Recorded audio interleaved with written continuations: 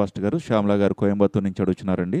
యెషయా గ్రంథం 43వ అధ్యాయము 7వ వచనం, 10వ వచనం, 12వ వచనం వాక్యం అడుగుతున్నారండి. మొదటిగా అలా ఇంకెవరైనా హ్యాండ్ రైస్ చేస్తే వారి పేరు కూడా రాసుకోండి. అమ్మ మీకు వీళ్ళు ఎవరైనా బ్రదర్స్ అండ్ సిస్టర్స్ మీకు నా మహిమ నిమిత్తము నేను సృజించిన వారిని, నా నామము పెట్టబడిన వారందరినీ తెప్పించుదుము. నేను వారిని కలుగు చేసి వారిని పుట్టించిన వాడును నేనే. ఆయన మహిమ నిమిత్తము సృజించిన వారు ఎవరు అని సహోదరు అడుగుతున్నారండి 7వ వచనంలో. రైట్. ఇక్కడ దేవుడు తన మహిమ నిమిత్తం పుట్టించారంటే ఆయన అంటాడు, నా స్వజనులు అంటాడు, నా స్వరక్తము చేత నేను మిమ్మల్ని కొని ఉన్నాను అన్నాడు. భూమికి బుధిగంతం జగత్ పునాదికి ముందే, ఎఫ్ఎస్సి పత్రిక 1వ అధ్యాయం, జగత్ పునాదికి ముందే నేను మిమ్మల్ని ఏర్పరచుకున్నాను అన్నాడు. ఈ జగతికే పునాది వేయబడక ముందు దేవుడు మనల్ని ఏర్పరచుకున్నాడట. అది ఎలా అవుతుంది అంటే ఈ భూమి ఈ జగమే లేనప్పుడు మరి దేవుడు ఎలా ఏర్పరచుకున్నాడు? క్రీస్తు యేసునందు మనం ఏర్పరచబడిన వారు అయ్యాం. అందుకే పిలువబడిన వారు అనేకులు, ఏర్పరచబడిన వారు కొందరే అన్నాడు. అనేకులకు దేవుడు సువార్త పిలుపు అందరికీ ఇచ్చినా అనేకులు దాన్ని స్వీకరించట్ల. ఆయనను ఎందరైతే అంగీకరించారో వారికి దేవుని కుమారులు అయ్యేటువంటి అధికారం ఇచ్చాడు. యోహాను సువార్త 1వ అధ్యాయం, యోహాను సువార్త మనం చదివినప్పుడు 1వ అధ్యాయంలో ఉంటుంది ఏమని, ఆయనని ఎందరు అంగీకరించిన వారందరికీ దేవుని పిల్లలే అధికారం ఇచ్చాయంట. దేవుని బిడ్డలుగా ఉండేటువంటి అధికారం. అలాగే 9వ అధ్యాయం యోహాను సువార్త మీరు చదివితే ఆ గుడ్డివాడి గురించి అక్కడ వాళ్ళు అడుగుతారు, ఇతరు చేసిన పాపం వల్ల గుడ్డివాడిగా పుట్టాడా, లేకపోతే ఇతని పితరులు అంటే వీళ్ళ పేరెంట్స్ చేసిన పాపం వల్ల ఈ విధంగా గుడ్డివాడిగా జన్మించాడంటే ఇతని వల్ల కానీ, ఇతను చేసిన పాపం వల్ల కానీ, ఇతని పితరులు చేసిన పాపం వల్ల కానీ ఇలా పుట్టలేదు, దేవుని మహిమార్థమై అంటాడు. మరి ఆస్ట్రేలియా దేశంలో నిక్ అని ఉంటాడు, అతనికి 2 కాళ్ళు ఉండవు, 2 చేతులు ఉండవు. అలాగ మాంసం ముద్దలాగా పుట్టాడు, ఎదిగాడు. తను ఏదో ఒక 10 years అప్పుడు అందరు పిల్లలు చూస్తే అందరికి కాళ్ళు చేతులు ఉన్నాయి, ఆడుకుంటున్నారు, బాగా పరిగెడుతున్నారు, ఆడుతున్నారు. వీడికి 2 చేతులు లేవు, 2 కాళ్ళు లేవు, కానీ మైండ్ బాగానే పనిచేస్తుంది. అది చూసి తాను కృంగిపోతాడు, చనిపోవాలనుకుంటాడు, ఆత్మహత్య చేసుకోవాలనుకుంటాడు. వాళ్ళమ్మ యోహాను సువార్త 9వ అధ్యాయం చూపించి, నాన్న దేవుడు అంటాడు కదా, దేవుని మహిమార్థమై ఆ గుడివాడు తాను చేసిన పాపం కాదు, వాళ్ళ పేరెంట్స్ చేసిన పాపం వల్ల కాదు, కానీ దేవుని మహిమార్థం అలా సృష్టించబడ్డాట. నిన్ను దేవుడు వాడుకుంటాడంటే కాళ్ళు చేతులు లేని దేవుడు ఎలా వాడుకుంటాడు? నువ్వు ఆయన పిలుపుకు లోబడి ప్రార్థించి దేవుని విశ్వాసం ఉంచి, యేసు ప్రభువా నా హృదయంలోకి రమ్మని చెప్పు, రక్షకుడిగా అంగీకరిస్తానని చెప్పు, నీవు నా కొరకు శిలువలో రక్తం కార్చి ప్రాణం పెట్టావని చెప్పు. అప్పుడు అతను, యేసు ప్రభువా నా హృదయంలోకి రమ్ము, నా పాపాలు క్షమించు, నువ్వు నా కొరకు రక్తం కార్చి ప్రాణం పెట్టావు, నువ్వు నా నమ్మదగిన దేవుడవు, నా దేహానికి కాళ్ళు చేతులు లేవు కానీ నా ఆత్మకి అన్నీ ఉన్నాయి, నా ఆత్మ బాగానే ఉంది, అందరి ఆత్మలాగే నాకు కూడా మంచి ఆత్మనే ఇచ్చావు, నా ఆత్మ ఇటువంటి అంటే అవయవ లోపం లేనటువంటి దేహం నా ఆత్మ. దేహంలోనే కొన్ని మార్పులు ఉన్నాయి, కొందరు నల్లగా పుట్టారు, కొందరు తెల్లగా పుట్టారు, కొందరు పొట్టిగా ఉన్నారు, కొందరు ఎత్తుగా ఉన్నారు. వారిలో ఒకరికి నాకు 2 చేతులు కాళ్ళు లేకుండా ఉన్నాను, అయినా నీకు మహిమ కలుగును కాక ప్రార్థన చేస్తే పరిశుద్ధాత్మ అతను తాగడం, మారుమనసు పొందడం. ఆ యవన కాలంలోనే అతను దేవుని హృదయాన్ని ఇవ్వడం. అతను ఇప్పుడు సుమారుగా 170 దేశాలకు పైన వెళ్ళి అనేక దేశాల్లో సువార్త ప్రకటించడానికి దేవుడు ఆయన వాడుకున్నాడు. మరి దేవుని మహిమార్థమే వాడబడుతున్నాడుగా. అనేక మంది యూనివర్సిటీస్లో అతను మాట్లాడిన మాటలు విని యవనస్తులు అనేక మంది ఆత్మహత్య పాల్పడేవారు కూడా అతను చూడగానే, అరే కాళ్ళు చేతులు లేనివాడు ఇంత బాగా వాడబడుతున్నాడు, ఒక ఛాలెంజ్ విసిరాడు. లుక్ ఎట్ మీ, నాకేమీ లేకపోయినా నేను దేవుడిని స్తుతిస్తున్నాను, దేవుడు నన్ను చూడు ఎలా వాడుకుంటానని చెప్తే, కాళ్ళు చేతులు అన్నీ ఉండి కూడా నువ్వెందుకు బాధపడుతున్నావు, నీకు కాళ్ళు ఉన్నాయి, చేతులు ఉన్నాయి, దేవుడు నీకు ఆరోగ్యం ఇచ్చాడు, నాకు అవి ఏమి లేవు, అయినా దేవుడు నన్ను వాడుకుంటున్నాడు, నిన్నెందుకు వాడుకోలేడని అతను చెప్పిన మాటలకు అనేక మంది యవనస్తులు దేవుని వైపు తిరిగారు, ప్రార్థన చేస్తున్నారు, మరి ఆత్మహత్య ఆలోచనలు విడిచిపెట్టారు. దేవుడు వాడుకుంటాడు, దేవుడు ఏర్పరచుకున్నాడు అనేకుల్ని. క్రీస్తుని అంటే క్రీస్తు ఎవరైతే క్రీస్తు ప్రభుని అంగీకరిస్తున్నారో అంతా ఏర్పాట్లోకి వచ్చినట్టే. పిలువబడిన వారు అనేకులు అన్నాడు, ఏర్పరచబడిన కొద్ది. అయితే ఏర్పరచబడిన వారు కూడా జాగ్రత్తగా ఉండాలి. మోసగించే బోధలు ఎంత దినాల్లో వస్తున్నాయి. మత్తయి సువార్త 24లో ఏర్పరచబడిన వారిని సహితము మోసగించుటకు అపవాదైన సాతానుడు వస్తాడంట. వాడు మోసంలో పడకుండా మనం తప్పించుకోవాలి, సత్యబోధన వెంబడించాలి. God bless you. నా పాస్టర్ గారు, ఎస్, యెషయా గ్రంథము 43వ అధ్యాయము 10వ వచన వాక్య ప్రకారము, నాకు ముందుగా ఏ దేవుడును నిర్మింపబడలేదు, నా తర్వాత ఏ దేవుడు ఉండడు, ఈ వాక్య వివరణ అడుగుతున్నారు పాస్టర్ గారు. ఇది యేసుక్రీస్తు ప్రభు గురించి మాట్లాడిన ప్రవచన వాక్యమా? యేసు ప్రభు వారి గురించిన ప్రవచన వాక్యం 8వ అధ్యాయంలో కూడా మీకు కనిపిస్తుంది. సామెతలు 21, 22, 23, 24 వచనాల్లో ఈ జగత్ పునాది వేసినప్పుడు, అంటే ఈ జగత్తును సృష్టించినప్పుడు నేనున్నాను. పరలోకము, భూమి, ఆకాశము, మరి సృష్టికర్త అయిన యేసుక్రీస్తు ద్వారానే సమస్తం జరిగిందని, ఆయన లేకుండా ఏమీ జరగలేదని యోహాను సువార్త 1వ అధ్యాయం 1-5 వచనాలకు రాయబడింది. సో తండ్రి దేవుడు, కుమారుడైన దేవుడు, పరిశుద్ధాత్మ దేవుడు, God the Father, God the Son, God the Holy Spirit. ఆయన మించిన దేవుడు మరొకరు లేరు. ఆయనే సృష్టికర్త అయిన దేవుడు. ఆయన తప్ప మరొక దేవుడు లేడు, రాడు అని వాక్యం సెలవిస్తుంది. God bless you.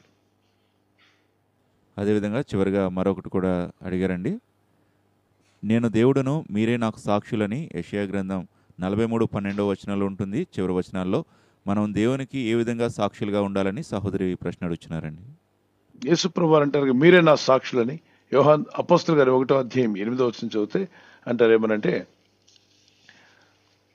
పరిశుద్ధాత్మ మీ మీదకి వచ్చినప్పుడు మీరు శక్తిని పొందెదరు, అప్పుడు భూదిగంతముల వరకు మీరు వెళ్ళి నా సాక్షులుగా ఉంటారు. పరిశుద్ధాత్మ మన మీదకి వచ్చినప్పుడు మనం ఏం పొందుతామంటే శక్తిని పొందుకుంటాం. భూదిగంతముల వరకు ఆయన సాక్షులుగా ఉంటాం. మీరే నా సాక్షులు అన్నాడు. ప్రభు నందు విశ్వాసం వచ్చిన మనమంతా ఆయన సాక్షులుగా వాడబడాలి. God bless you.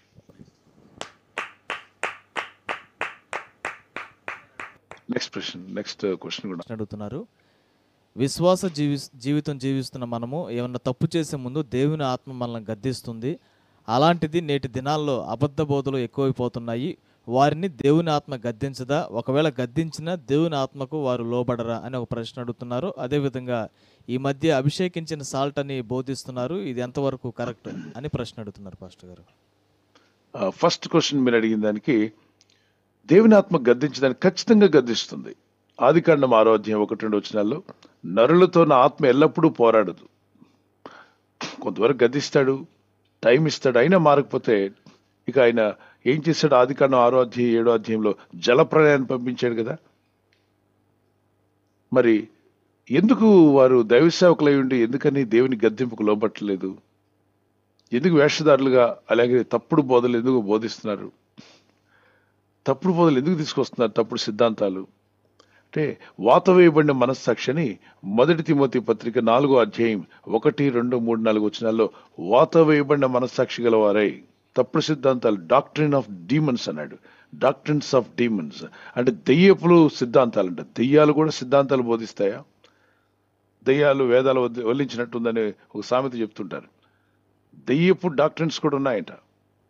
అవి తప్పుడు బోధకుల ద్వారానే తీసుకొస్తాయి. మంచి బోధకుడే స్టార్టింగ్లో, భక్తుడే, కానీ కొంత దూరం వెళ్ళిన తర్వాత తను యూటర్న్ తీసుకున్నాడు. తానే ఏదో గొప్ప సేవకుడని, తాను లేకపోతే ఇంకెవరు లేనట్టు. ఎప్పుడైతే గర్వం వస్తుందో, అహంకారం వస్తుందో, మన దేవునికి కట్ అయిపోతుంది దేవుని సన్నిధి నుండి.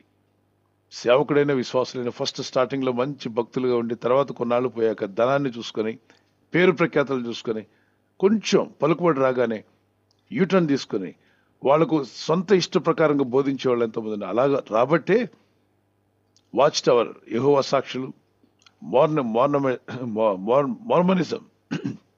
మార్మనిజం అని వచ్చేసింది. మార్మనిస్టులు అంటారు వాళ్ళని. వాళ్ళు వేరే నూతన నిబంధన చదువుతారు. అనదర్ టెస్టిమెంట్ ఆఫ్ జీసస్ అంటారు. అనదర్ టెస్టిమెంట్ ఉన్న న్యూ టెస్టిమెంట్ చదవరు వాళ్ళు, వేరే పుస్తకం ఇస్తారు వాళ్ళు. మొదట వాళ్ళ ఎద్దుకు వెళ్ళేదాకా మంచిగా మాట్లాడతారు. వాళ్ళ ఎద్దుకు వెళ్ళాక వేరే టెస్టిమెంట్ అని జోసెఫ్ స్మిత్ అని చెప్పి వాళ్ళ నాయకుడు ఒక ఆయన ఉన్నాడు. ఆయనకి ఏదో కల్లో దేవుడు చూపించాడు, దర్శనాలు చూపించాడు, దేవదూతలు వచ్చాయి, ఆయనే కరెక్ట్ అంటారు. ఆయనలో చాలా తప్పుడు మార్గాలు ఉంటాయి, అయినా వాళ్ళకి అవేం కనబడవు. ఈ తప్పుడు బోధ 1-2 సార్లు వినగానే ఒక ఆత్మ వారిని ఆవరించినట్టుగా వెలుగుదూత అంతే. వాళ్ళకి ఎన్ని చెప్పినా, వాక్యం చూపించినా వాళ్ళకి అర్థం కాదు. ఆ స్పిరిట్ వారిలో ప్రాసెస్ చేస్తుంది. వారికి డెలివరెన్స్ ప్రేయర్ వచ్చేదాకా వాళ్ళు మారు. కఠినమైన మనస్సాక్షి, చెడిపోయిన మనస్సాక్షి అన్నాడు. 1 తిమోతి చాప్టర్ 1లో అంటాడు, 16-20 వచ్చిన వరకు ఏమంటే, వారి మనస్సాక్షి చెడిన వారై దేవునికి దూరమైన చెడ్డ మనస్సాక్షి, అపవిత్రమైన మనస్సాక్షి, వాత వేయబడిన మనస్సాక్షి. ఇవన్నీ కూడా మనస్సాక్షి చెడినప్పుడు చూడండి, మనం అంటాం నువ్వు మనిషి వేనానికి మనస్సాక్షి ఉందా అని. మనుషులే మనస్సాక్షి ఉండి కూడా ఎంతోమంది ఎంత కీడు చేస్తున్నారు ప్రపంచం అంతట్లో. అసలు మనుషులను చంపడం ఏంటి? భార్యని చంపి కుక్కర్లో ఉడికించాడట. మరి ఎంత ఘోరమైన పరిస్థితులు అయినాయి. ఎటువంటి మనస్సాక్షి వాళ్ళది? మనుషులైనా మృగాలా అంటాం, మనుషులు అలా ఉండరు. కానీ ఆ కఠినమైన మనస్సాక్షి వచ్చినప్పుడు ఆ వ్యక్తి స్వభావం మృగ స్వభావంగా మారిపోతుంది. ఎంతో భయంకరమైన దినాల్లో మనం ఉంటున్నాం.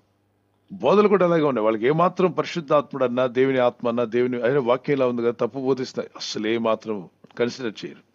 అంత కఠినమైపోయింది మనస్సాక్షి. వాళ్ళు అనుకున్న సిద్ధాంతాన్ని బోధించాలంతే. ఎవరింటి పోయి సచ్చినా వాళ్ళకి అనవసరం. వాళ్ళు అనుకున్నది సాగాలి, వారి చుట్టూ జనం ఉండాలి, పేరు ప్రఖ్యాతులు రావాలి. దేవుని నామం పాడైపోయినా పర్వాలేదు, ప్రభు బాధపడినా పర్లేదు, విశ్వాసులు దుఃఖపడినా పర్వాలేదు. వాళ్ళు ఇష్టం వచ్చినట్టు బోధిస్తూనే ఉంటారు. వాళ్ళు కూడా ఆత్మ పెట్టేస్తుంది. నేను చాలా మంది చూశాను, స్టార్టింగ్లో మంచి సేవకులే, కొన్నాళ్ళు పోయిన తర్వాత డివేట్ అయ్యారు వాక్యం నుండి, సత్యం నుండి. అటువంటి పరిస్థితులు ఎవరికి రాకుండా చూసుకోవాలి. ఎప్పుడు పరలోకం చేరేదాకా ఆల్వేస్ రిమెంబర్, యేసయ్య లేకపోతే మనమంతా జీరోలమే, వేర్ జస్ట్ జీరోస్. ఆయన మన పక్కనుంటేనే మనకు విలువ, ఆయనతో మనం ఉంటేనే విలువ. అందుకే ప్రభు నాడు, ద్రాక్షవల్లి నేను, తీగల మీరు. ఆ ద్రాక్షవల్లి మరి తీగలైన మనం ద్రాక్షవల్లితో ఉంటేనే ఫలిస్తాం.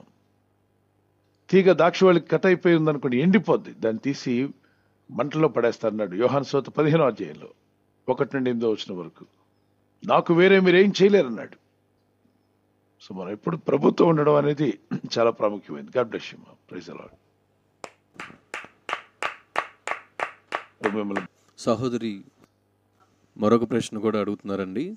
సాల్ట్ అభిషేకం అని కొత్త బోధ కూడా ప్రారంభమైంది అని చెప్పేసి సహోదరి ప్రశ్న అడుగుతున్నారండి. వీళ్ళలో కొంతమంది ఏమంటాం, దాన్ని పిచ్చి ముదిరింది అంటారు కదా, పిచ్చి ముదిరిందని. అలాగే కొంతమంది బోధకులు పిచ్చి ముదిరి పీక్ లెవెల్స్కి వెళ్ళిపోయింది అనమాట. ఏంటి, అనాయింటింగ్ ఆయిల్ అని కొన్నాళ్ళు, ఆలివ్ ఆయిల్ ఇజ్రాయెల్ని తెచ్చాం, మా అనాయింటింగ్ ఆయిల్ రాసుకుంటే మీకు అన్నీ జరుగుతాయి. మరి తైలాభిషేకం, ఇప్పుడు ఉప్పు అభిషేకం స్టార్ట్ అయిందనమాట. అభిషేకించబడిన ఉప్పు. ఇవన్నీ బూటకపు మాటలు. ఎదుటి వాళ్ళు నమ్మేవాళ్ళు ఉంటే నమ్మించడానికి ఎంతో మంది చెప్తారు. అందుకే మనకు బైబిల్లో చూడండి, ఒరిజినల్గా రియల్ గాడ్ సర్వెంట్స్ ఇక్కడ ఉన్నారు. యేసు ప్రభువు ఏర్పరచుకున్న అపోస్తలులు, వాళ్ళు రాసిన పత్రికలు ఉంటాయి. రోమా పత్రిక నుండి యూదా పత్రిక వరకు ఎక్కడైనా అపోస్తలులు, ఇదిగో ఉప్పాభిషేకం, ఉప్పు తీసుకొచ్చామని పౌలు గారు కానీ పేతురు గారు కానీ, వాళ్ళే ఒరిజినల్, వాళ్ళు స్టార్టింగ్ ఫౌండర్స్. దేవుడు వారి ద్వారా ఫౌండ్ చేశాడు చర్చిని. వాళ్ళు చెప్పారని చూడండి. వాళ్ళు ఎప్పుడు చెప్పకపోతే తీసి పక్కన పడండి ఆ తప్పుడు బోధని.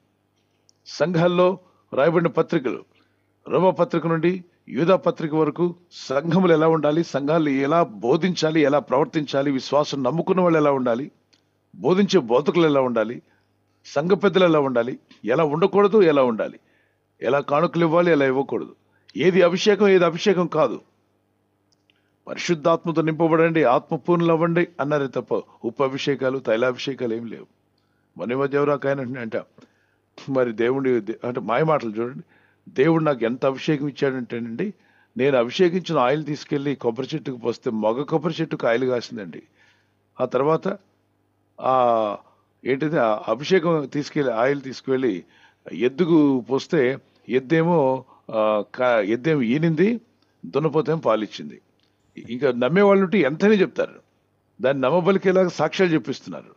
ఇక యేసయ్యకు మహిమ లేదు, అటు దేవుని వాక్యము లేదు, తైలాభిషేకం, ఉపాభిషేకం, అరటిపళ్ళ అభిషేకం, ఇదంతా వాళ్ళ మతిలో పుట్టినటువంటి ఆలోచనని దాని ఎదురుగా ఉన్న విశ్వాసులు మనసులోకి తీసుకెళ్లి దాని ద్వారా వాళ్ళని ప్రలోభ పెట్టి అక్కడ నుండి పేరు ప్రఖ్యాతుల కొరకు, ధన సంపదల కొరకు, వాళ్ళు అనుకున్న సిద్ధాంతాలు ఏవో నెరవేర్చుకోవడానికి చేస్తున్నారు తప్ప వాక్యానుసారమైనవి కావు. ఎక్కడ అపోస్తులు కానీ పేతులు కానీ ఎవరు కానీ అభిషేకించిన పళ్ళు ఇచ్చిన అంజన పళ్ళు అని చెప్పారా? లేదు. ఇది బైబిల్లో మనకు ఆధారం. దాని నుండి మనం తీసుకుని బోధించాలి, దాని నుండి మాట్లాడాలి. విశ్వాసం నుంచి ప్రార్థించమన్నారు. విశ్వాసం ద్వారా దేవుని కృపచేత రక్షణ పొందాం. సో విశ్వాసం లేకుండా దేవునికి ఇష్టం ఏంటో అసాధ్యం. విశ్వాసం అనే దానికి వస్తువులతో సంబంధం లేదు.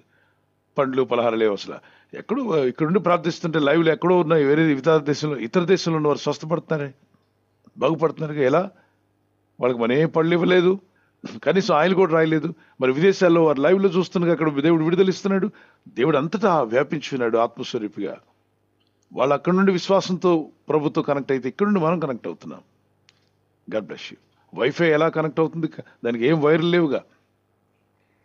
మన మొబైల్ ఫోన్లో వైఫై పనిచేస్తుంది. ఎక్కడుండే టవర్ ఉంటే టవర్ నుండి మన చేతిలో ఉన్నటువంటి మొబైల్ వైఫై పనిచేస్తుంది. మొబైల్ నెట్ కనెక్షన్ మనం కనెక్ట్ అయి ఉంటున్నాం. నెట్వర్కింగ్ అద్భుతంగా పనిచేస్తుంది. ఎలా? మనుషుడు చేసిందే వైర్లు ఏమి లేకుండా ఏ వస్తువు దాన్ని కనెక్ట్ అవ్వకుండా అది పనిచేస్తున్నట్లయితే దేవుడు ఎంత గొప్ప దేవుడు. ఆయనతో మనం కనెక్ట్ అవ్వడానికి విశ్వాసం అనే దాన్ని ఇచ్చాడు. God bless you. ప్రభు గద్దిస్తాడమ్మా, వినరు. వాళ్ళ హృదయాలు కఠినమైపోయాయి. చూద్దాం 1 తిమోతి పత్రిక 4:1-2 2వ వచనం చదవండి. అయితే కడవరి దినములలో కొందరు అబద్ధికులు వేషధారణ వలన మోసపరచు ఆత్మల యందును దైవముల బోధ యందును లక్ష్యముంచి. విన్నారా? మోసపరిచే ఆత్మలంట. కడవరి దినాలంటే ఈ దినాల్లోనే. మోసపరిచే ఆత్మలు, దెయ్యముల బోధ. స్క్రీన్ మీద మీరు వాక్యం పెట్టలేరా?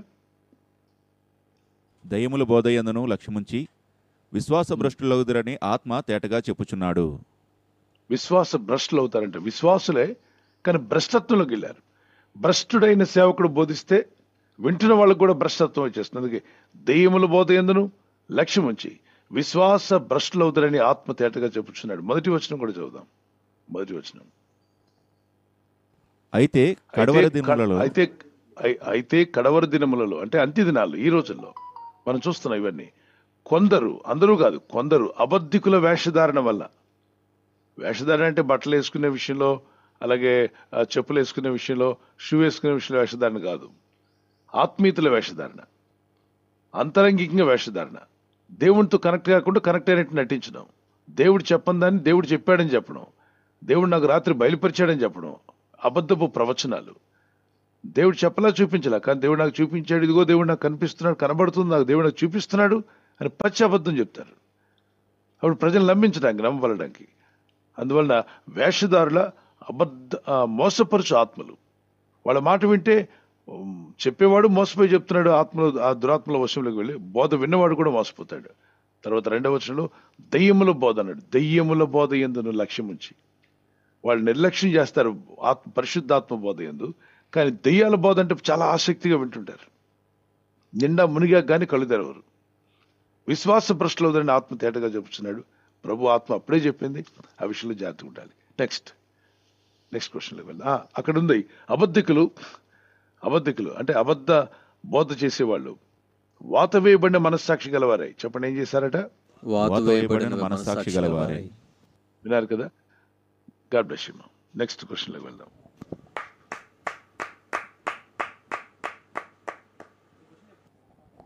థ్యాంక్ యూ పాస్టర్ గారు. నిస్సి సహోదరి హైదరాబాద్ నుంచి అడుగుతున్నారు, వివేచనిచ్చే ఆత్మను ఎలా పొందుకోవాలని సహోదరి ప్రశ్న అడుగుతున్నారండి. వివేచన ఇచ్చే ఆత్మను ఎలా పొందుకోవాలని. పరిశుద్ధాత్మ నుండి అన్ని వస్తున్నాయమ్మా, అన్ని వరాలు. అదొక ప్రత్యేకమైన ఆత్మేం కాదు. సో పరిశుద్ధాత్ముడే వివేచన వరాన్ని అనుగ్రహిస్తాడు. ఎక్కడుంది? మీరు లేఖనాల్లో చూసినట్లయితే 1 కొరింథీ పత్రిక 12వ అధ్యాయం, 1 Corinthians chapter 12 verse 8, 9, 10లో ఆ ఒక్క ఆత్మ వలనే జ్ఞానవాక్యము, ఆ ఒక్క ఆత్మ వల్లే బుద్ధివాక్యము, ప్రవచన వరము, స్వస్థపరచు వరము, అద్భుతములు చేసే వరము, విశ్వాస వరము. ఆత్మల ఆ ఒక్క ఆత్మ, ఆ మరి ఒకనికి ఆ ఒక్క ఆత్మ వలనే ఆత్మల వివేచన వరం కూడా ఇస్తా అంటారు. భాషల వరము, భాషలకు అర్థం చెప్పి ఆ ఒక్క ఆత్మే పరిశుద్ధాత్ముడు. అడగండి, ప్రభు నాకు వివేచన కావాలి, జ్ఞానం కావాలని ప్రార్థన చేయండి. అడుగు, ప్రతి వారికి ఇస్తానని ప్రభు తప్పక మీకు దయచేస్తాడు. God bless you.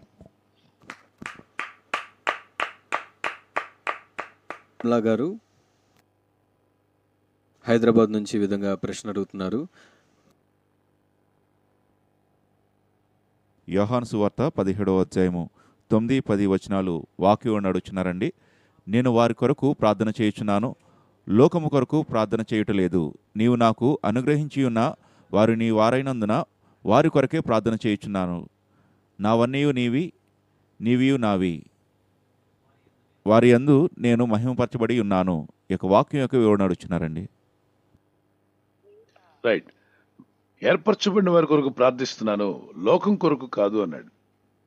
అంటే యేసు ప్రభు వారు అందరి కొరకు ప్రార్థన చేయరా? ఏర్పరచబడిన వారి కొరకు ప్రార్థన చేస్తారా అంటే దీని అర్థం పరిశుద్ధ లేఖనాల్లో స్పష్టంగా ఉంది ఏమనంటే, దేవుడు మనకు అడ్వకేట్గా ఉన్నాడట, విజ్ఞాపనకర్తగా ఉన్నాడు, విజ్ఞాపనకర్తగా. మొదటి యోహాను పత్రిక 2వ అధ్యాయం 1-2 వచనాల్లో వీ హ్యావ్ ఎ అడ్వకేట్, అంటే మనకు ఒక న్యాయాధిపతి, న్యాయమూర్తి ఎలా అయితే ఉంటాడో అలాగే ప్రభువు మన కొరకు వాదించుటకు అడ్వకేట్గా ఉన్నాడట, మన పక్షంగా. ఉదాహరణ, యేసుక్రీస్తుని నమ్ముకుని ఒక వ్యక్తి పాపాలు ఒప్పుకుంటున్నాడు. అతను పాపాలు ఒప్పుకుంటుండగా అతని పాపములు క్షమించడానికి ప్రధాన యాజకుడిగా ఉన్నటువంటి యేసు ప్రభువారు తండ్రి ఎదుట, ప్రభు ఇతను పాపాలు ఒప్పుకున్నాడు, అతని కొరకు నేను రక్తం కార్చాను, ప్రాణం పెట్టాను, అతని పాపములు క్షమిస్తున్నాను, క్షమించబడాలి అతను, ఇలా మన పక్షంగా విజ్ఞాపన జరుగుతుందట. అందరి కొరకు జరగదే, అందరినీ ప్రేమిస్తున్నాడు దేవుడు. దేవుడు లోకం అంతటిని ప్రేమించాడు, అందరి కొరకు రక్షణ భాగ్యం ఏర్పాటు చేశాడు, రక్షణ మార్గం పరలోకానికి ఏర్పాటు చేసి పెట్టాడు. కానీ అందరూ నమ్మట్లా. ఆయనతో వచ్చి నమ్మినవాడు ప్రార్థన చేస్తున్నాడు. అప్పుడు మరి ప్రార్థించేవాడి కొరకు ఏర్పాట్లోకి వచ్చాడు. ప్రభుని నమ్మడం, ప్రభు యొక్క సువార్త వినడం, పిలువబడడం. దేవుని పిలుపు ఉందా అంటారు మీకు. ఎస్, మనం అంతా పిలువబడిన వారమే. ఈరోజు మీరు వాక్యం వెంటనే మీరందరికీ పిలుపు ఉంది. ఏమని? యేసయ్య యొద్దకు మీరు పిలువబడ్డారు. అయితే సేవా పిలుపు వేరు, సువార్థికులుగా పిలుపు వేరు, అపోస్తులుగా పిలుపు వేరు. అది సేవ చేయుటకు ప్రత్యేకించబడిన పిలుపు అది. కానీ రక్షణలోకి రావడానికి మీ అందరికీ పిలుపునిచ్చాడు దేవుడు, సువార్త. దాని ద్వారా మనం రక్షణ పొందాం. మనంతా పిలువబడిన వారు. పిలుపు నుండి నమ్మి బాప్తిసం పొంది దేవుని కృపలో ఎదుగుతున్నప్పుడు వాళ్ళు కృపలో ఎదిగినప్పుడు అతడు ఏర్పరచబడిన వారి లెక్కలోకి వస్తున్నాడు. నమ్మి బాప్తిసం పొంది పరిశుద్ధాత్మల పాలివారి ముందుకు వెళ్తున్నప్పుడు ఏర్పరచబడిన వారు ప్రార్థన చేస్తారు. మన పక్షంగా ఆయన విజ్ఞాపన చేస్తున్నాడు. అపోస్తుల కొరకు ఆయన విజ్ఞాపన చేస్తున్నాడు. మరి లోకం కొరకు కాదంటే లోకాన్ని అంతటిని దేవుడు ప్రేమించలేదా? ప్రేమించాడు. యేసు ప్రభు వారు రక్తం కార్చింది ఎవరి కోసం? మొదటి యోహాను పత్రిక 1:29 లోక పాపములను మోసుకొని పోటు కానీ ఈ లోకానికి వచ్చాయంట. లోక పాపములన్నీ కూడా తీసివేయడానికి గొర్రెపిల్ల ఈ లోకానికి వచ్చానని చెప్పన్నాడు. అందరి పాపాలు మోసాడు.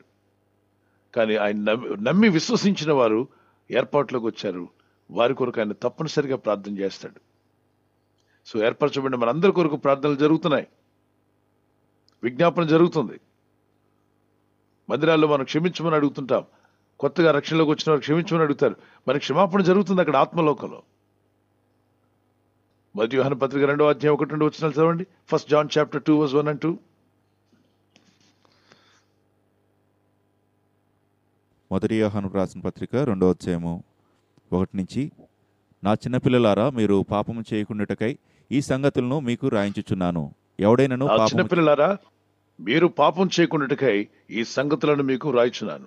ఎవడైనను పాపం చేసిన ఎడల, పొరపాటున ఏదైనా పాపంలో పడ్డాడు, ఏదో తప్పు మాట అన్నాడు, ఏదైనా ఒక వ్యక్తిని గాయపరిచే మాట అన్నాడు, పొరపాటు నోరు జారింది, ఎవడైనా పాపం చేసిన ఎడల నీతిమంతుడైన యేసుక్రీస్తు అను ఉత్తరవాది తండ్రి యొద్ద మనకున్నాడు.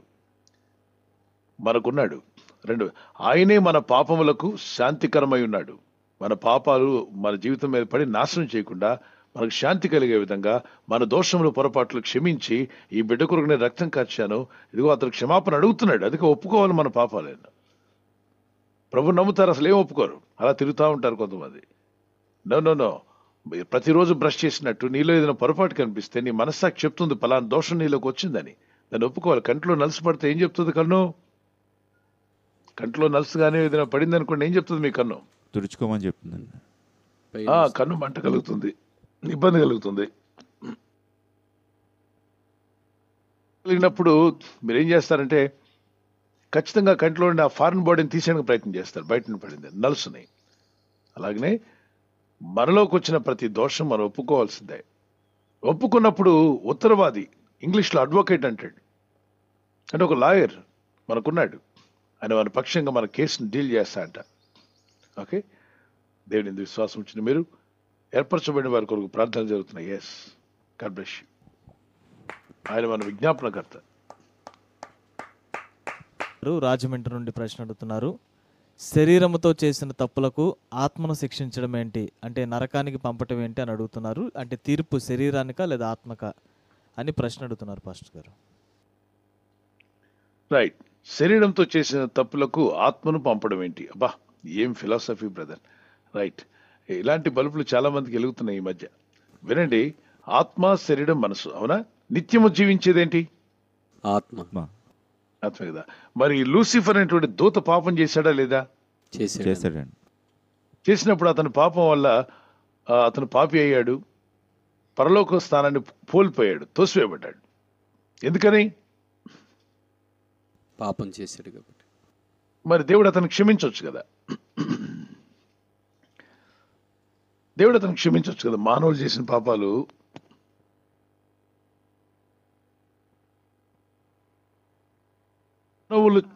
మానవులు చేసిన పాపాలు క్షమించినప్పుడు దూత చేసిన పాపాన్ని ఎందుకు దేవుడు క్షమించలేదు?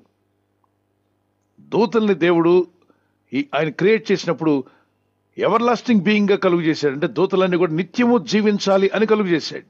నిత్యము జీవించే జీవులవి. మీకు మామూలు స్టీల్ వేరు అండ్ స్టైన్లెస్ స్టీల్ అంటారు. అంటే ఏంటి స్టైన్లెస్ స్టీల్? అంటే ఏంటి? తుప్పు పట్టిందండి. తుప్పు పట్టదు అని.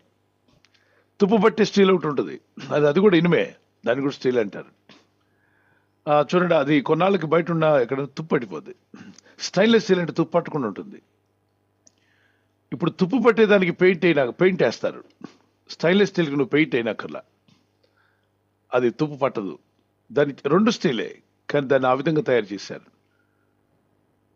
ఆత్మలు నిత్యం ఉండేలా తయారు చేయబడ్డాయి. దూతలు, వాటిలో పాపం ఎంటర్ అయింది అనుకోండి, ఏమైపోయి చెప్పండి? నిత్య పాపులు అయ్యాయి. చెప్పాలి, మీరు వివరంగా చెప్పాలి. నిత్య పాపులు అయ్యాయండి. ఉదాహరణకి అర్థం చేసుకోండి, నిత్యము జీవించే జీవి, దానిలోకి పాపం ఎంటర్ అయితే ఏమవుతుంది? నిత్య పాపి.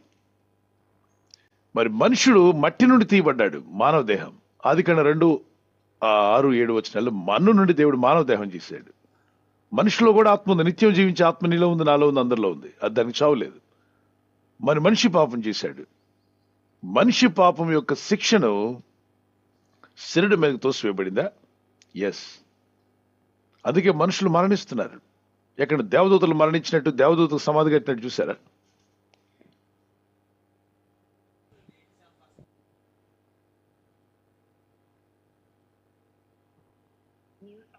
దేవదూతకి ఎక్కడ సమాధులు కట్టబడ్డాయా? లేదండి. మీరు చూసినట్టు మౌనంగా ఉన్నారంటే త్వరగా చెప్పండి. దేవదూతలు ఎక్కడ ఫలానా దూతకు సమాధానం ఎక్కడ నువ్వు చూసారా మీరు? లేదు, లేదు చూడలేదండి. మరి మనుషులకి సమాధులు ఉన్నాయా? ఉన్నాయి ఉన్నాయండి. పాస్టర్ గారు. రైట్. అంతేకాకుండా ఈ దేహము ఆత్మ ద్వారా చేసిన పాపపు మరకలు ఆత్మలో ఉన్నాయి. మనస్సాక్షి పాడైపోయింది. ఇప్పుడు దేవుని ఎదుగు వెళ్ళాలనుకుంటున్నాడు. దేవుడు ఎవరు? పరిశుద్ధుడా, అపవిత్రుడా? పరిశుద్ధుడండి.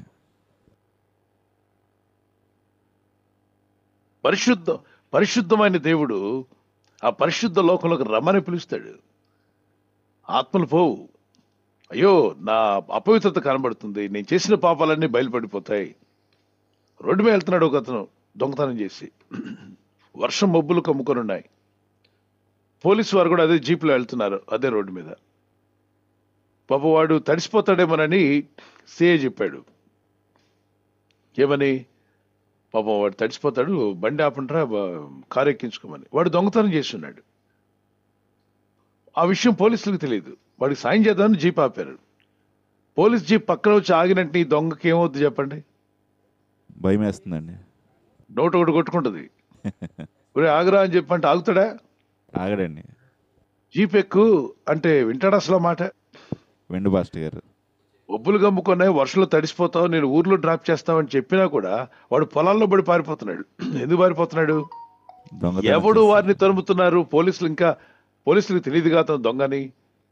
అతనికి సాయం చేద్దామని బండి ఆపితే ఆ జీప్, వాడు పోలీస్ జీప్ చూసినట్టు పరుగులు తీస్తున్నారు. తిన్నగా పోవాల్సినాడు పొలాల్లో పడి పరిగెడుతున్నాడు. ఎందుకు పారిపోతున్నాడు చెప్పండి? తప్పు చేశాడు కాబట్టి అండి. ఆ లోపల పాపం ఉంది కాబట్టేగా, ఎస్. ఆ తప్పు ఉన్నది కాబట్టేగా. అలాగే దేవుడు రమ్మని పిలుస్తున్న ఆత్మలు ప్రవేదకు వెళ్ళలేవంట. దేవుడు పడేస్తున్నాడు నరకంలో. దేవుడు కాదు, నీ పాపాలే పడేస్తున్నాయి. నువ్వు తిరిగి చేసిన పాపాలు ఉన్నాయి, అవి నిన్ను పరలోకానికి ప్రభు రమ్మన్నా వెళ్ళనివ్వవు.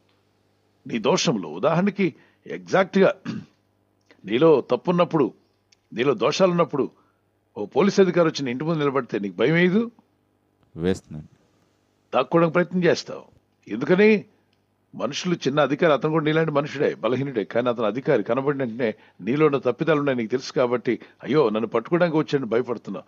అదేవిధంగా ఆత్మ ఈ దేహంతో మనస్సు చేసిన ప్రతి పాప మరకలతో ఉంటుంది. ఇది పరిశుద్ధులైన పరిపూర్ణమైన దేవుని ఎదుగు వెళ్ళడానికి ఆయన రమ్మని పిలిచిన నేను రాను బాబు అని చీకటి పిలువని ఎదుర్కొంటుందట పాతాలని. అందుకే మీ పాపములు మిమ్మల్ని తరిమి పట్టుకుంటాయంటాడు. ప్రతి వాని పాపంలో వారిని తరిమి పట్టుకుంటాడు. చెడత పులి దుప్పిని తరిమినట్టుగా ఎవని పాపంలో వారిని తరుముతాయి. కనుకనే అందరూ యేసు రక్తంలో కడగబడి మీ పాపంలో ఒప్పుకొని పశ్చాత్తాపడి దేవుని వైపు తిరగడం చాలా శ్రేష్టమైనది. మీ మనస్సాక్షిని క్లీన్ చేసి యేసు రక్తంలో కడగబడండి. అందుకంటాడు పాతాళము తప్పించుకునే నరుడెవడు?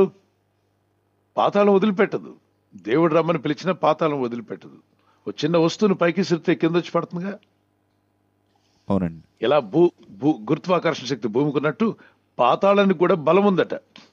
పాతాళ బలాన్ని తప్పించుకోవాలి నరుడెవడు అంటాడు. పాతాళానికి ఒక బలం ఉంది, అది దాన్ని ఎవడు తప్పించుకో. ధనవంతులైన పేరు ప్రఖ్యాతులున్నా ధనగణతులున్నా పాతాళం విడిచిపెట్టదు. మరి ఎవరిని పట్టుకుంటుంది పాతాళం అంటే?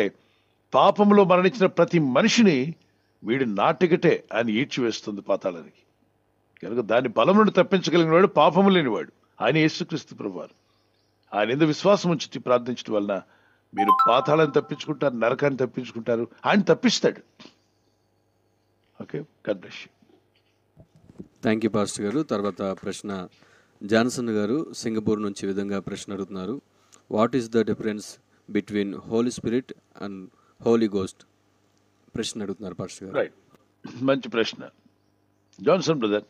హోలీ స్పిరిట్, హోలీ గోస్ట్ బైబిల్లో మీరు చూస్తే కింగ్ జేమ్స్ వర్షన్ అని ఉంటుంది. మొట్టమొదటిగా గ్రీక్ భాష నుండి కొత్త నిబంధన, పాత నిబంధన హిబ్రూ భాష నుండి ట్రాన్స్లేట్ చేయబడ్డ లాటిన్లోకి, లాటిన్ నుండి ఇంగ్లీష్లో తర్జుమా చేయబడింది. ఆ first Bible king James version మనం చదివినప్పుడు హోలీ గోస్ట్ అని ఉంటుంది. ఓకే, గోస్ట్ అని దేన్ని అంటారు? ఆత్మలు అంటారు. ఈ మధ్య చాలా మంది గోస్ట్ అంటే భయపడుతున్నారు. ఇంక వాళ్ళు దెయ్యాల గురించి ఎక్కువ విన్నవాళ్ళు. ఆత్మ అన్నప్పుడు ఇదే ఆత్మ పరిశుద్ధమైన ఆత్మ, హోలీ స్పిరిట్, పరిశుద్ధాత్ముడు. అయితే స్పిరిట్ అన్న కూడా పరిశుద్ధమైన ఆత్మనే ఉంటుంది మీనింగ్. కాబట్టి రెండు ఒకటే. హోలీ గోస్ట్ అని దెయ్యాలకు పెట్టారు కాబట్టి అది ఎందుకని చెప్పి తర్వాత వచ్చిన ట్రాన్స్లేషన్లో గోస్ట్ తీసి స్పిరిట్ పెట్టారు. ట్రాన్స్లేషన్ చూడండి, దెయ్యము, గాలి, ఆత్మ. గాలి ఎక్కడి వచ్చినా ఎక్కడికి వెళ్ళినా ఎవరికి తెలియదు. అలాగే పరిశుద్ధాత్మ పొందినవాడు ఉంటాడంటాడు, ఆత్మూలంగా జన్మించిన వాడు. సో పరిశుద్ధమైన అది ముందు హోలీ తీసుకోండి, మిగిలినవన్నీ అన్హోలీ, డీమన్ స్పిరిట్స్. బట్ పరిశుద్ధాత్ముడు హోలీ స్పిరిట్ అయి ఉన్నాడు. హోలీ గోస్ట్ అన్న హోలీ స్పిరిట్ అన్న ఒకటే. God bless you. అదేవిధంగా మరొక ప్రశ్న కూడా అడుగుతున్నారు పాస్టర్ జాన్సన్ గారు సింగపూర్ నుండి. What is latter rain movement అని అడుగుతున్నారండి. లేటర్ రైన్ అంటే చూడండి, రైతులు తొలకరి వర్షం అంటారు, తర్వాత కడవరి వర్షం అంటారు. పంట పండే టైంలో, పంట అంటే విత్తనాలు విత్తేటప్పుడు తొలకరి వర్షం పడ్డాకే విత్తనాలు విత్తుతారు. పొలాన్ని దున్ని రెడీ చేసి పెట్టుకుంటారు. తొలకరి వర్షం కొరకు ఎదురు చూస్తారు. జూన్ నెలలో పడుతుంది తొలకరి వర్షాలు అంటే స్టార్టింగ్లో. అక్కడ విత్తనాలు నాటడం స్టార్ట్ చేస్తారు. మరి కడవరి వర్షం అంటే కోతకు ముందు వస్తుంది. ఇది యాకోబు పత్రిక 5వ అధ్యాయంలో ఉంది. కడవరి వర్షం కొరకు ఎదురు చూడండి అంటాడు యాకోబు పత్రిక 5వ అధ్యాయంలో. అంటే కడవరి వర్షం అనగా తొలకరి వర్షం ఎప్పుడు వచ్చింది? అపోస్తుల కార్యాల్లో వచ్చింది. మరి కడవరి వర్షం యాకోబు 5:7. సహోదరులారా, ప్రభు రాకడ వరకు అంటే రాకడకు ముందు వచ్చేది కడవరి వర్షం. ఈ కడవరి వర్షంలో ప్రపంచమంతటా స్వీప్ అయినట్టుగా సువార్త భయంకరంగా బలంగా ప్రకటించబడుతుంది. సూచక్రియలతో అద్భుతాలతో ప్రకటించబడుతుంది స్టార్టింగ్ లో ఉన్నట్టుగా. చూడ సహోదరులారా, ప్రభు రాకడ కొరకు ఓపిక కలిగి ఉండండి. యేసయ్య రాకడ రాబోతుంది, మీరు ఓర్చుకొని ఉండండి. అన్నిటిని చూసి కలవరపడకండి. మిమ్మల్ని మీరు అంతం చేసుకునే ప్రయత్నం చేయకండి. అపవిత్రతలోకి వెళ్ళకండి. తప్పుడు బోధలు చూసి ఆయాసపడకండి. దాన్ని వెంబడించే వాళ్ళు దాని ఫలం పొందుతారు. మీరు దేవుణ్ణి వెంబడించండి, ఓపిక కలిగి ఉండండి.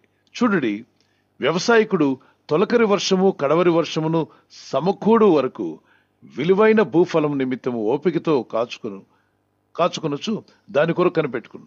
ఓపికతో కాచుకుంటూ కనిపెట్టుకుంటాడు రైతు. 8వ వచనం నెక్స్ట్ వర్డ్ నాన్న. ప్రభు రాకడ సమీపించున్నది గనుక మీరును ఓపిక కలిగి ఉండండి, మీ హృదయములను స్థిరపరచుకోండి. ఓపిక కలిగి ఉండి రాబోతుంది. ఓర్చుకోవాలంట. కొంతమంది ఓపిక లేదు, ఇదంతా ఒట్టిదే, ఎక్స్పైర్ అయిపోయింది, ఇదేం తిని పదార్థం అనుకున్నా ఎక్స్పైర్ అయిపోవడం. యేసు ప్రభు రాకడంటే ఎక్స్పైర్ అయిందట. నువ్వు ఎక్స్పైర్ అవుతావేమో కానీ దేవుని రాకడం మాత్రం ఎక్స్పైర్ కాదు. ఇది తినే చిప్స్ కావు ఎక్స్పైర్ అయిపోవడానికి. ఆయన ఇచ్చిన వాగ్దానము, ఆయన మాటలన్నీ కూడా యథార్థమైనవి. తప్పనిసరిగా ప్రభు వస్తాడు, ఓపిక కలిగి ఉండండి. అందరూ అంతటా రక్షణ పొందాలని ఆశపడుతున్నాడు. ఓకే, కడవరి వర్షం అంటే నాన్న బలంగా పరిశుద్ధాత్మ యొక్క కార్యాలు జరుగుతాయి. తొలకరి వర్షం ఎప్పుడు వచ్చింది? అపోస్తలుల 2వ అధ్యాయంలో పరిశుద్ధాత్మ వారి మీద బలంగా దిగి వచ్చినప్పుడు అందరూ ఆత్మచేత నింపబడిన వారై అన్ని భాషలు మాట్లాడతారు, స్వార్థ ప్రకటించగా ఒక్క రోజున 3,000 మంది రక్షణ రావడం, సంఘం స్టార్ట్ అయింది. అది తొలకరి వర్షం. కడవరి వర్షం ఇది ప్రభు రాకడకు ముందు రాబోతుంది. బలంగా పరిశుద్ధాత్ముడు తన ప్రజలను ప్రేరేపించి బలంగా వాడుకుంటాడు. అంత్య దినాల్లో ఎండ్ టైం రివైవల్ అని ప్రార్థన చేస్తున్నాం. అదే. God bless you.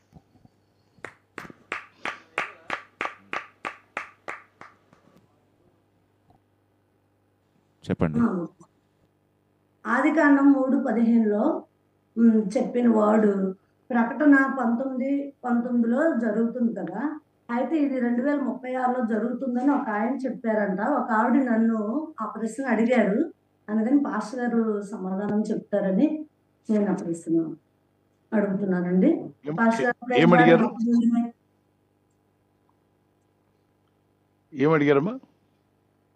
ఆదికాండం 3:15 అయ్యారు. ఆదికాండం 3:15. ఓకే. ఆ ప్రవచనము ప్రకటన గ్రంథంలో 19:19 యోహాను ఆత్మీయ ప్రత్యక్షత అంటే ఏమిటి? నా ఫస్ట్ క్వశ్చన్ అయ్యారు. తర్వాత నా సెకండ్ క్వశ్చన్ ఏంటంటే ఆదికాండం 3:15లో చెప్పిన ప్రవచనం ప్రకటన 19:19 యోహాను గారు చూసినప్పుడు అది జరుగుతుందని చెప్పారు. అది 2036లో జరుగుతుంది. యేసు ప్రభు శరీరధారిగా ఉన్నప్పుడే ఆయనకే ఆ పరిశుద్ధాత్మ అవసరమైంది. మరి మనుషులకి ఎంత అవసరం? ఈ పరిశుద్ధాత్మ ఎక్కువగా పొందుకోలేకపోతున్నారు కాబట్టి మనుషులు దేవుడు వచ్చి సర్ప సంతానంతో పోరాడతారు, 1000 సంవత్సరాలు ఇక్కడ భూమి మీద పరిపాలన చేస్తారని చెప్పారంట. వాళ్ళు నన్ను క్వశ్చన్ అడిగారు, పాస్టర్ గారు సరే మీరు ఎక్స్ప్లెనేషన్ ఇస్తారని చెప్పి రైట్.